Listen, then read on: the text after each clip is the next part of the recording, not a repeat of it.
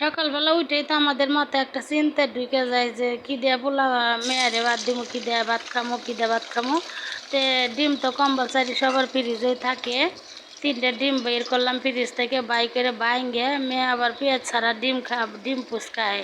এটা বড় হয়ে গেছে ওই ইঞ্জিনিয়ারিং পড়া পরে, তারপরে হইলো পেঁয়াজ ছাড়া ডিম খাইব।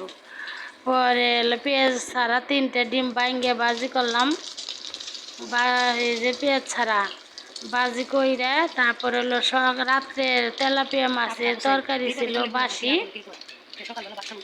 এগুলা দিয়ে মা আর মেয়া এই এই যে ডিম ভাজাটা হয়ে গেছে। আমাদের চিন্তা মুক্ত হয়ে গেছে, ডিম যাদের ঘরে থাকবো সকালবেলা পোলা পানের জন্য রেডি থাকে, খিদে ভাত খাইবো। মা আর মেয়ে এই যে রাত্রের বাসি তরকারি তেলাপিয়া মাছের আর ডিম ভাজা দিয়ে ভাত খাই নিলাম। ও সেই স্বাদ ডিম ভাজা। তো ভালো থাকবেন, আল্লাহ হাফেজ।